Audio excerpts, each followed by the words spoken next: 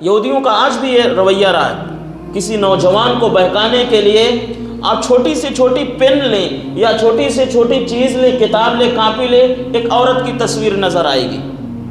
کہیں بھی آپ دیکھیں گے بے حیائی کو پھیلانے کے لیے موبائل ہو یا کچھ بھی ہو، کسی بھی چیز کو بیچنے کے لیے کسی ڈیزائنر کی تصویر لگی، کسی ہیروئن کی تصویر لگی، کسی عورت کی تصویر لگی، بنا اس کے بکتی نہیں۔ اب آپ دیکھیے کہاں تک یہ فتنہ چلا گیا، اور ہمارے قوم کے لوگ وہی ڈیزائنر کے لباس کو دیکھ کے اپنے بچے بچیوں کو تیار کراتے۔ یہ بھی ایک المیہ ہے۔ اس تحریک کے اندر نوجوانوں کو کس طریقے سے ملوث کیا جاتا ہے اور بھڑکایا جاتا ہے اور بہکایا جاتا ہے، اور نئے نئے فتنے مرزائیت کی شکل میں، جہلمیت کی شکل میں، مودودیت کی شکل میں، اور اس طریقے سے اخوانیت کی شکل میں روز نئے نئے دکانیں لگاتے ہیں اور نئے نئے چورن بنا کے بیچتے ہیں اور امت کو گمراہ کرتے ہیں۔ ومن يشاقق الرسول من بعد ما تبين له الهدى ويتبع غير سبيل المؤمنين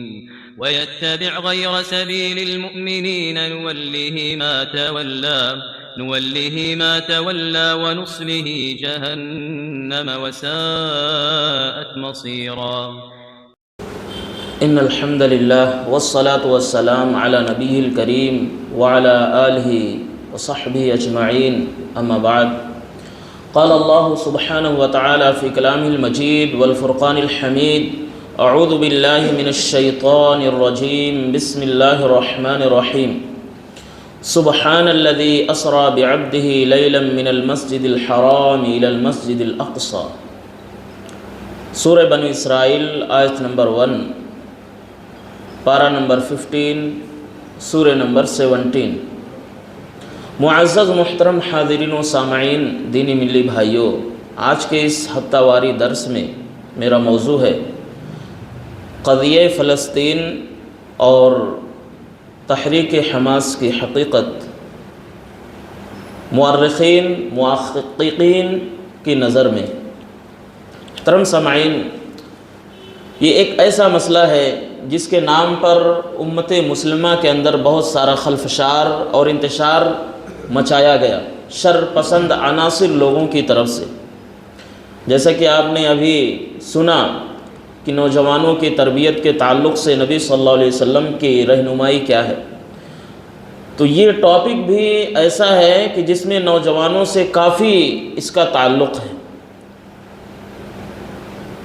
اس تحریک کے اندر نوجوانوں کو کس طریقے سے ملوث کیا جاتا ہے اور بھڑکایا جاتا ہے اور بہکایا جاتا ہے، اور نئے نئے فتنے مرزائیت کی شکل میں، جہلمیت کی شکل میں، مودودیت کی شکل میں، اور اس طریقے سے اخوانیت کی شکل میں روز نئے نئے دکانیں لگاتے ہیں اور نئے نئے چورن بنا کے بیچتے ہیں اور امت کو گمراہ کرتے ہیں۔ اب اس کی حقیقت سنیں۔ اللہ رب العالمین نے بنو اسرائیل کے اندر پہلی آیت پارہ نمبر 15 کے اندر اور سورہ نمبر 17 کے اندر ارشاد فرمایا، پاک ہے وہ ذات جس نے اپنے بندے کو یعنی محمد صلی اللہ علیہ وسلم کو راتوں رات مسجد حرام سے مسجد اقصیٰ کی سیر کرائی، پھر وہاں سے اوپر تک سدرۃ المنتہا تک گئے۔ یہ مقدس سرزمین ہے، اور یہ سرزمین ہمیشہ سے ہی انبیوں اور اولیاء کا مسکن رہا ہے۔ لیکن آج جو کچھ خلفشار ہے اس کی حقیقت آپ جانیں۔ ابراہیم علیہ السلام کافی پہلے، عیسیٰ علیہ السلام سے کافی پہلے ان کی 2 اولاد کا تذکرہ قرآن مجید میں ملتا ہے، اسحاق علیہ السلام اور اسماعیل علیہ السلام۔ ان کے ایک بیٹے اسحاق علیہ السلام کو ابراہیم علیہ السلام نے فلسطین میں بسا دیا، اور دوسرے بیٹے اسماعیل علیہ السلام کو مکہ مکرمہ کے اندر۔ اب یہاں سے اصل چیز شروع ہوتی، میں آپ کو تاریخی باتیں بتا رہا ہوں، آپ جا کے اس کو چیک کریں، جاننا ضروری ہے۔ تو اسحاق علیہ السلام کی اولاد فلسطین میں پلی بڑھی اور دنیا کے کنارے میں پھیلتی چلی گئی۔ انہی کی اولاد میں بے شمار انبیاء آئے، یعقوب علیہ السلام آئے، یوسف علیہ السلام آئے، اور یعقوب علیہ السلام کا ہی دوسرا نام اسرائیل تھا۔ ان کی نسلوں میں بے شمار انبیاء ہیں، زکریا علیہ السلام، یحییٰ علیہ السلام، الیاس علیہ السلام، بے شمار انبیاء جنہیں بنو اسرائیل کا لقب ملا۔ اور دوسرے لفظوں میں انہی نسلوں میں سے ایک شخص کا نام یہودا تھا، اور اس کے فالوورز کو یہودی قرار دیا گیا، موسیٰ علیہ السلام کے ماننے والوں کو۔ تو حقیقت اس کی یہی ہے کہ یہاں سے بنو اسرائیل کی شروعات ہوتی ہے، لیکن سب کا کلمہ، تمام انبیاء کا کلمہ ایک تھا، لا الہ الا اللہ، اللہ کے سوا کوئی معبود نہیں ہے۔ جو بھی معبود ہیں اللہ کے علاوہ سب باطل ہیں، عبادت کے لائق نہیں۔ معبود برحق صرف اور صرف اللہ رب العالمین ہے، اسی کے سامنے جھکنا، اسی سے دعا کرنا، تمام کی تمام عبادت اسی سے کرنا واجب اور ضروری ہے۔ اگر کوئی ایسا نہیں کرتا تو پھر اس وقت کے شریعت اور اس وقت کے دین میں نہیں ہے، یعنی اللہ کا حقیقی بندہ نہیں ہے، وہ خواہشات کا بندہ ہے۔ تمام انبیاء کی دعوت کا مرکز، محور یہی کلمہ رہا، توحید، اور فروعی مسئلے الگ الگ رہے ہیں، لیکن توحید سب انبیاء نے دی۔ نوح علیہ السلام ہو یا اکثر انبیاء ہوں، سب کی دعوت کا مرکزی پوائنٹ توحید تھی۔ بعد کے قوموں نے بگاڑ پیدا کر لیا، دھیرے دھیرے گمراہیوں میں پڑ گئے، اپنے نبیوں کے دین سے دور ہوتے چلے گئے۔ اس کی تاریخی دور میں بعد میں ہم آتے ہیں، یہی وہ سرزمین ہے کہ موسیٰ علیہ السلام 1600 قبل مسیح میں کوہ طور، جو مصر سے بیت المقدس کے راستے میں یہ طور سینا جو پڑتا ہے، وہاں پر اللہ رب العالمین نے موسیٰ علیہ السلام کو وحی کی شکل میں آسمانی کتاب عطا فرمائی، جس کتاب کا کیا نام تھا؟ تورات بولا جاتا ہے۔ اور موسیٰ علیہ السلام نے اس سن کے آخر میں فلسطین میں آئے اور اپنی قوموں کے ساتھ آئے، کافی لڑائیاں بھی کی۔ یہاں پر بہت ساری عملیق عمالقہ قوم تھی جو یہاں پر ظلم و ستم کرتی تھی۔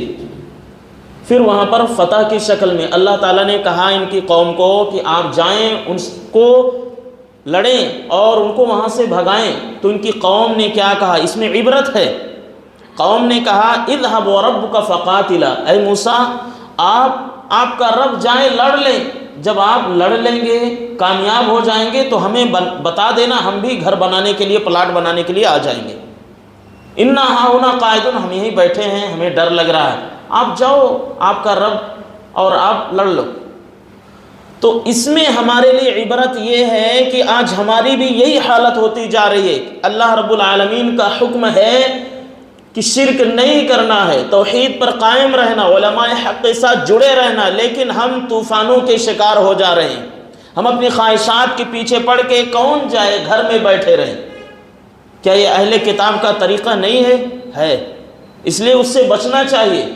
یہ چیزیں اللہ نے قرآن مجید میں اسی لیے ذکر کیا ہے کہ ہم ان غلط طریقوں کو چھوڑ کر اچھے طریقوں کو اپنائیں، اور انہی وجہوں سے جو اہل کتاب کو تہس نہس کیا گیا تھا ان کی غلط حرکتوں کی وجہ سے ہم اس میں نہ پڑیں۔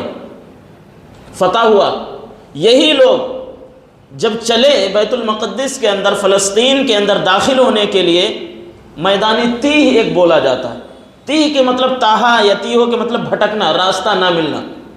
یہ لوگ، کچھ مورخین نے لکھا 40 سال تک بھٹکتے رہے، کچھ مورخین نے لکھا بہت سال بھٹک کے، اور گرمیوں میں ختم ہو گئے، جان چلی گئی، ہڈی وغیرہ سب وہاں پر سب کنگال ہو گئے، اسکیٹلن صرف بچا، کچھ نہیں بچا، اللہ سے بغاوت کرنے کا نتیجہ۔ اس کے بعد 1000 قبل مسیح میں داؤد علیہ السلام بہت ہی بہترین نبی، پھر انہی کے بعد 957 قبل مسیح میں جو تاریخ بتاتی ہے، سلیمان علیہ السلام نبی، جن کو اللہ تعالیٰ نے نبوت سے بھی نوازا تھا اور سلطنت سے بھی۔ ان کی دعا تھی، اللہ تو مجھے ایسی حکومت عطا فرما کہ مجھے کے بعد، میرے بعد کسی اور کو وہ حکومت عطا نہ ہو۔ اس کی گواہی ملتی ہے کہ ایک بار نبی کریم صلی اللہ علیہ وسلم نے شیطان کو پکڑ لیا اور کہا کہ اگر میرے بھائی سلیمان علیہ السلام کی دعا نہ ہوتی تو میں اس کو لوگوں کو دکھاتا۔ ان کی دعا تھی کہ اللہ تو مجھے جیسی بادشاہت دے رہا ہے چرند پرند سب پر، میرے بعد کسی اور کو یہ حکومت نہیں دینا۔ تو نبی بھی تھے اور ایک حاکم بھی تھے۔ یہیں سے ایک جزئی مسئلہ بتا دیتا ہوں۔ آج کل جو بہت سارے پولیٹکس، بہت سارے سیاست دان کہتے ہیں سیاست کرنا علماء کا کام نہیں ہے۔ ہاں، غلط سیاست کرنا علماء کا کام نہیں ہے، یہ جھوٹ بولنا، یہ ادھر ادھر کی باتیں کرنا، یہ ان کا کام نہیں۔ ورنہ حضرت عمر فاروق رضی اللہ تعالیٰ عنہ انٹارکٹیکا سے لے کر پوری دنیا پر حکومت کی، اس علماء ہی تو تھے۔ نبی صلی اللہ علیہ وسلم نے مدینے سے لے کر کہاں کہاں حکومت کی، یہ کیا کوئی الگ تھے؟ علماء سے بہتر کون چلا سکتا ہے صحیح سیاست؟ سیاست کا مطلب چلانا، کتاب و سنت جاننے والا اگر سیاست نہیں کر سکتا کون کرے گا؟ اس کے مطابق فیصلے کرنا۔ سلیمان علیہ السلام فیصلے کیا کرتے تھے، بیک وقت نبی ہیں، بہت ساری باتیں ہیں، میں اپنے اصلی ٹاپک پر رہتا ہوں۔ انہوں نے ایک عبادت خانہ تعمیر کروایا جس کو پرانی تاریخ میں ہیکل سلیمانی کہا جاتا ہے، بعد میں اسی کو الاقصی یا بیت المقدس کا نام دیا گیا، اور کچھ مورخین نے کہا کہ اس کا نام مسجد عمر کر کے تھا۔ بہرحال اسی ہیکل سلیمانی عبادت خانے کو مسجد اقصی یا بیت المقدس یا مقدس یا مقدس کہا جاتا ہے، یعنی پاکیزہ گھر۔ اور سب سے پہلے عبادت خانہ کون ہے؟ مکہ مکرمہ میں، یہ دوسرا ہے۔ اس کے بعد اس طریقے سے وہ لوگوں کو لے کے چلتے رہے، ان کے بعد کئی انبیاء آتے رہے، یہاں تک کہ نبی صلی اللہ علیہ وسلم کا دور آ جاتا ہے۔ یہ میں بہت شارٹ میں ایک جھلک بتا رہا ہوں، میں اپنے اصلی ٹاپک کی طرف آنا چاہتا ہوں۔ نبی صلی اللہ علیہ وسلم کے دور میں بھی بہت سارے عمرہ، بہت سارے داعی کو، دعات کو نبی صلی اللہ علیہ وسلم نے بھیجا ہے، صحابہ کرام آتے رہے جاتے رہے۔ چنانچہ نبی صلی اللہ علیہ وسلم کے انتقال کے بعد حضرت بلال رضی اللہ تعالیٰ عنہ وہیں پر ٹھہر گئے، فلسطین میں، ملک شام میں۔ اور حضرت عمر فاروق رضی اللہ تعالیٰ عنہ کے دور میں یہ علاقہ فتح ہوا جو صلیبیوں کے، رومن امپائر کے ماتحت میں آتا تھا، سن 15 ہجری کے اندر، جو تاریخ ہمیں بتاتی ہے، اور صدیوں تک مسلمانوں کے ہاتھ میں رہا یہ عبادت خانہ۔ اس کے بعد پھر آپسی بغاوت، رنجشوں کی وجہ سے پھر صلیبیوں کے ہاتھ میں چلا گیا، ہمارے اپنے آپسی اختلاف کی وجہ سے۔ ان کے ہاتھ میں جانے کے بعد کافی دنوں تک انہی کے ہاتھ میں رہا۔ پھر اللہ رب العالمین نے ایک بندے کے دل میں حکمت بھری باتیں ڈال دی، جسے تاریخ سلطان صلاح الدین ایوبی کے نام سے جانتی ہے۔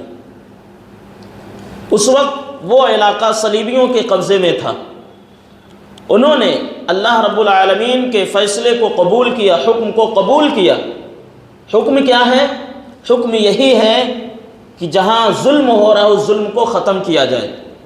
جو ہمارا قبلہ ہے، ابھی تو قبلہ تھا بولیں گے، یعنی ان کے حساب سے ہم بتا رہے ہیں، اس کی قبلیت اور اس کی عظمت برقرار رہے گی تا قیامت۔ اس کو آزاد کرانا، پاک کرنا، یہ فریضہ ہے۔ اس کے لیے وہ نکلے، کافی لڑائیاں ہوئی۔ تو ان کو جو نازی جرمنی تھے، جو یہود تھے اور جو رومن امپائر کے لوگ تھے، ان کو بہکانے کے لیے کچھ حسیناؤں کو خریدا تھا۔ یہودیوں کا آج بھی یہ رویہ رہا ہے، کسی نوجوان کو بہکانے کے لیے آپ چھوٹی سے چھوٹی پین لیں یا چھوٹی سے چھوٹی چیز لیں، کتاب لیں، کاپی لیں، ایک عورت کی تصویر نظر آئے گی۔ کہیں بھی آپ دیکھیں گے بے حیائی کو پھیلانے کے لیے، موبائل ہو یا کچھ بھی ہو، کسی بھی چیز کو بیچنے کے لیے کسی ڈیزائنر کی تصویر لگی، کسی ہیروئن کی تصویر لگی، کسی عورت کی تصویر لگی، بنا اس کے بکتی نہیں۔ اب آپ دیکھیے کہاں تک یہ فتنہ چلا گیا۔ اور ہمارے قوم کے لوگ وہی ڈیزائنر کے لباس کو دیکھ کے اپنے بچے بچیوں کو تیار کراتے، یہ بھی ایک المیہ ہے۔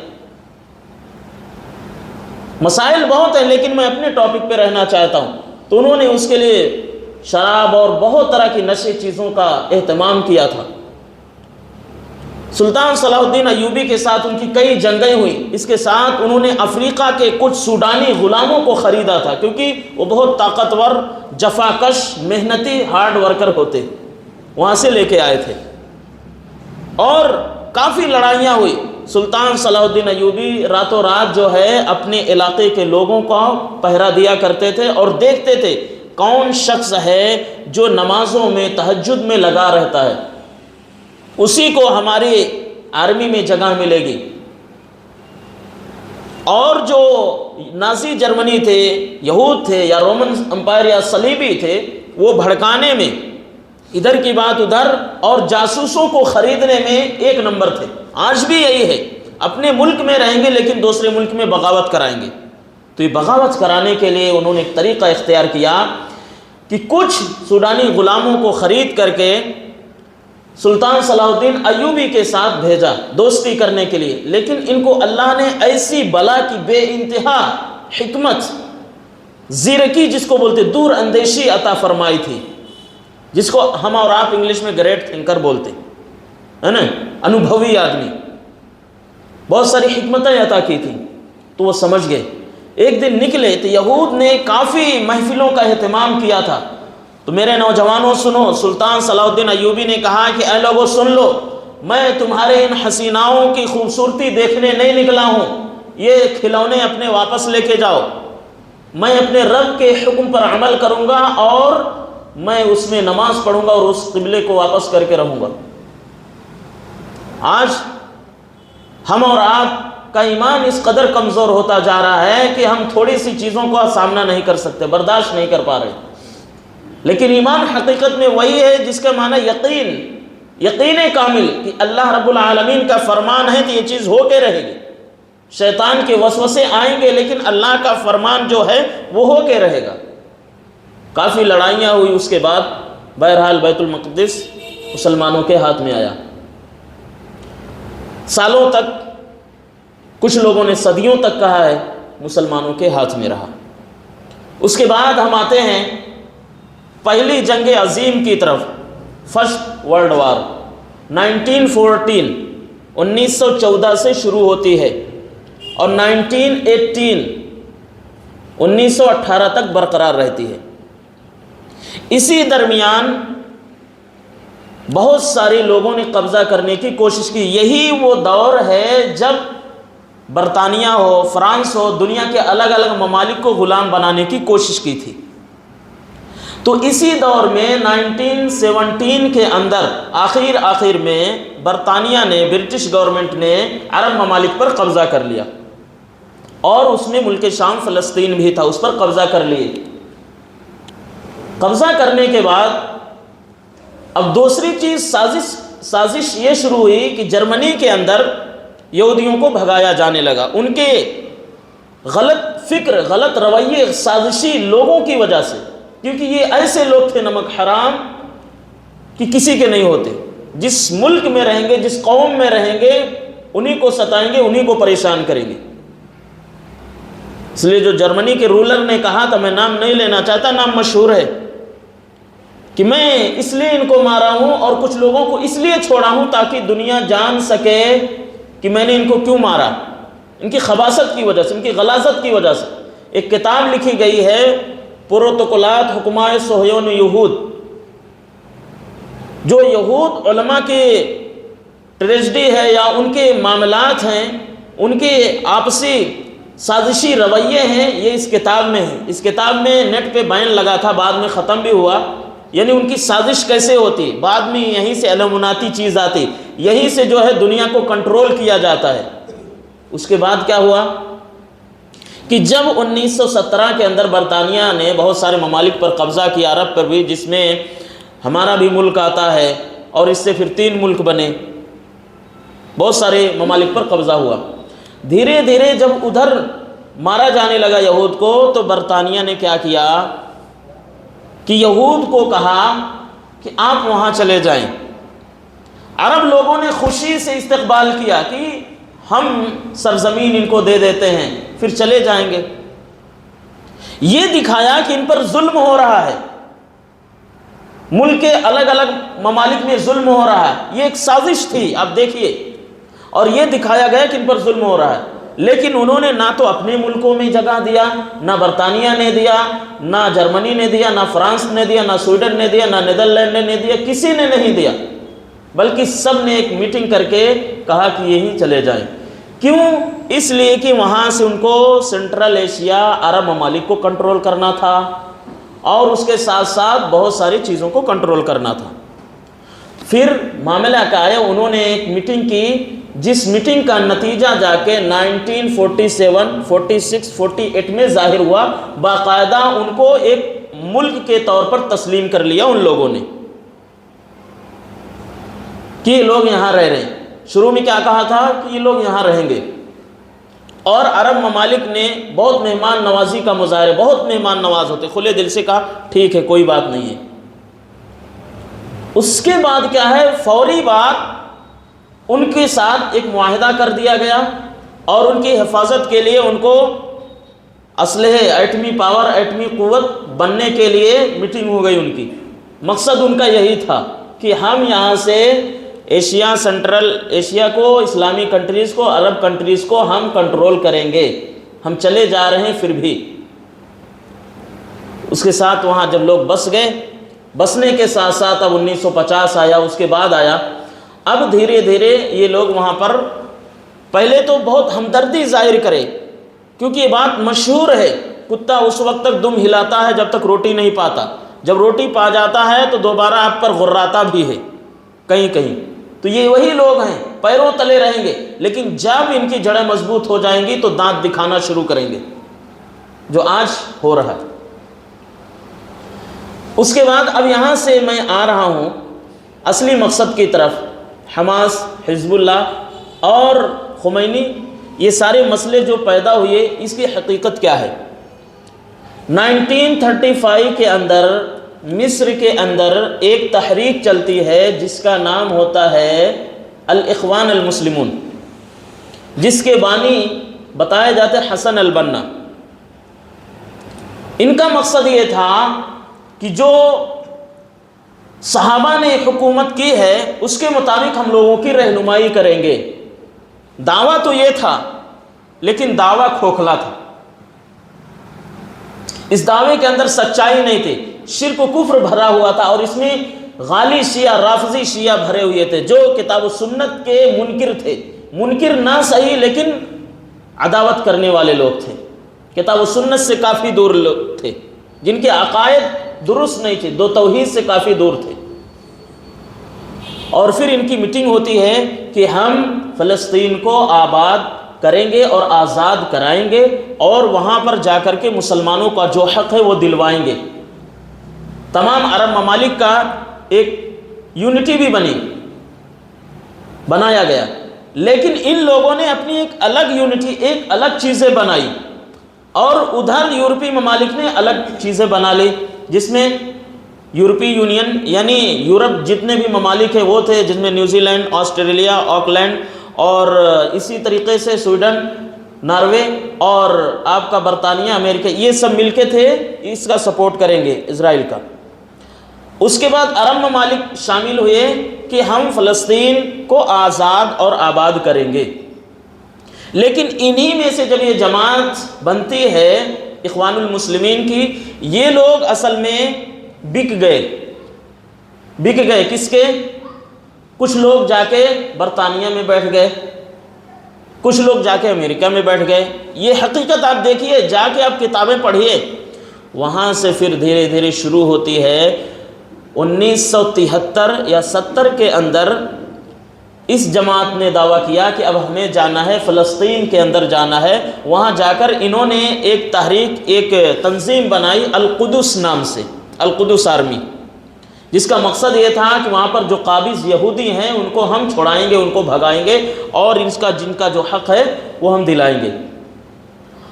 اور کافی بار مصر نے اور بہت سارے دیگر ممالک نے حملے بھی کیے ہیں فلسطین کو آباد اور آزاد کرانے کے لیے، جس میں سے پیش سعودی عرب بھی رہا ہے، جس کی بے شمار خدمات ہیں، اس کے بہت سارے نوجوان فلسطین کو آزاد کرنے کے لیے خود آرمی کی شکل میں گئے ہیں، لیکن دنیا اس کو نہیں جانتی۔ ایک ہفتہ پہلے انقلاب اخبار، روزنامہ انقلاب جو راشٹری اخبار ہے، آپ اس میں جا کے دیکھیں کہ فلسطین کی آزادی اور آبادی کے لیے سعودی عرب کا نمایاں کردار، آپ جا کے دیکھیں، فرسٹ یا سیکنڈ پیج پہ چھپا ہوا ہے۔ جو لوگ کہتے ہیں کہ یہ چیزیں کہاں ہیں، کیوں نہیں ہیں، اس کو کوئی نظر نہیں آتا، لوگوں کے ساتھ یا اسرائیل کے ساتھ ملا ہوا۔ اب آپ یہاں دیکھیں، یہ حقیقت سمجھے کیسے لوگوں کے ذہنوں میں غلاظت اور غلط باتیں ڈالی جاتی ہیں۔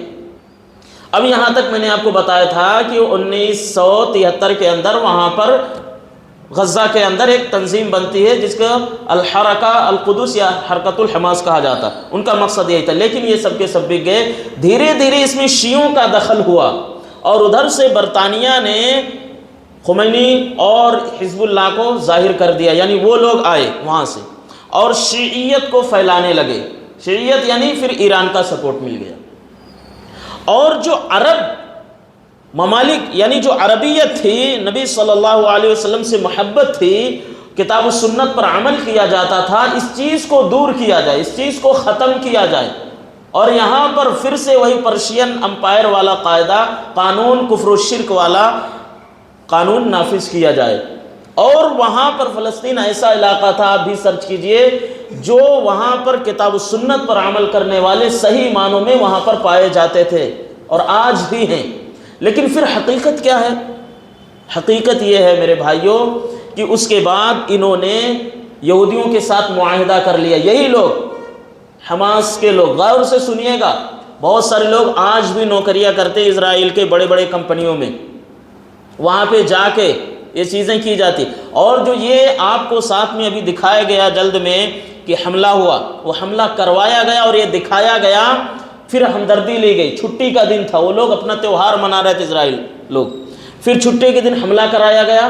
پھر اس کے جواب میں جب اس نے بے شمار پٹاخے بم داغے، جس سے بے شمار تقریباً 30,000 سے زائد اب تک جو ہے بچے یا نوجوان شہید ہو چکے ہیں، اس سے بھی زیادہ ہیں، ایک تو مختصر ڈیٹا بتایا گیا، شہید ہوئے، اور لوگوں کو یہ بتایا گیا کہ حماس بہت زیادہ کر رہا، بہت خدمات دے رہا۔ میرے بھائیوں، یہ ایک ایرانی تنظیم ہے، یہ ایک شیعی تنظیم ہے، کتاب و سنت سے اس کا کوئی لینا دینا نہیں ہے، بلکہ وہ اس لیے کرتی ہے اسرائیل کے فیور میں، تاکہ اسرائیل کو موقع ملے اس سے زیادہ قبضہ کرے۔ وہ آپ دیکھیں نقصان جب اس نے کیا ہے، اس کی جوابی کارروائی میں ایران نے یا اس طریقے سے حزب اللہ نے یا کسی نے کچھ کیا ہے، صرف وہ ایک چنگاری لگاتا ہے اور اسرائیل کو مزید موقع دیتا ہے فلسطین کی زمین کو قبضہ کرنے میں، فلسطین کی زمین کو قبضہ کرنے میں زیادہ مدد ملتی ہے۔ اور یہ کہہ دیے کہ اس نے اتنے ہزار راکٹ داغ دیے، اتنے بم داغ دیے اور اسرائیل کچھ نہیں کر پایا، اس کا آئرن ڈوم ختم ہو گیا، یہ ہو گیا وہ ہو گیا، ایسا ہرگز نہیں، بلکہ یہ اکساتے ہیں، اسرائیل سے معاہدہ رہتا، آپ ایسا کرو ہم مزید قبضہ کریں گے، کیونکہ قبضہ کرنے کے لیے بھی کچھ نہ کچھ وجہ ہونی چاہیے۔ یہ چیزیں ہیں اور لوگوں سے ہمدردی ظاہر کرتے ہیں، ہمدردی ظاہر کی جاتی۔ میرے نوجوانوں، ان فتنوں کو سمجھو۔ میں کسی کی یہاں حمایت یا یعنی کہ جو حق چیز ہے، سب سے زیادہ اگر خدمات انجام دی ہے تو خاص طور سے سعودی عرب نے دی، جو وہاں کے بہت سارے ناداروں، مسکینوں، غریبوں کے لیے اپنے ممالک میں بہت سارے گھر بنائے ہیں۔ میں کسی کی تائید نہیں کر رہا، جو حقیقت ہے، جو ریکارڈ ہے، آپ جا کے اس کو چیک کریں۔ پھر بھی گالی دیا جاتا ہے کہ یہ کیا کر رہے ہیں، بڑے بڑے شیخ ناچ رہے ہیں، کھا رہے ہیں، پی رہے ہیں، جتنا وہ شو نہیں کرتے۔ یہاں تو کوئی سانس بھی لیتا ہے کہ ہاں ہم نے ان کے حق میں یہ کر دیا۔ اور یہی وہ لوگ ہیں جو فلسطین کے اندر رومال باندھ کر کے ڈانس کرتے، اور جو حقیقی فلسطینی جو یتیم ہو چکے ہیں ان کے نام پہ کہتے ہیں وہاں بے حیائی ہو رہی۔ یہی ان کے بچے ہیں جو اسماعیل ہنیہ وغیرہ لوگ ہیں، سلمان العودہ کر کے ہیں، بہت سارے لوگ ہیں جن کے بچے یورپ میں پڑھتے ہیں۔ جو لوگ وہاں کے ذمہ داران لوگ ہیں حماس کے، ان کے بڑے بڑے بچے خود اس ملک میں نہیں رہتے، کوئی برطانیہ میں ہے، کوئی امریکہ میں ہے، کوئی کہیں ہے، کوئی کہیں پڑھ رہا۔ اب جا کے ڈیٹا نکالیں کیوں نہیں وہاں پڑھ رہے ہیں؟ اس وجہ سے کہ وہ ملک کو ہڑپ چکے ہیں اور اس کو برباد کر چکے ہیں، اور مسلمانوں سے ہمدردی لیتے۔ میرے بھائیوں، اس سے دور رہنے کی ضرورت ہے۔ اور امام البانی رحمۃ اللہ علیہ نے کہا کہ یہ صحیح معنوں میں جو حضرت عمر فاروق کے دور میں فتح ہوا تھا یہ اسی شکل میں واپس آ سکتا ہے جب اس میں لڑنے والے توحید پرست ہو، ایمان والے ہو، عقیدے والے ہو۔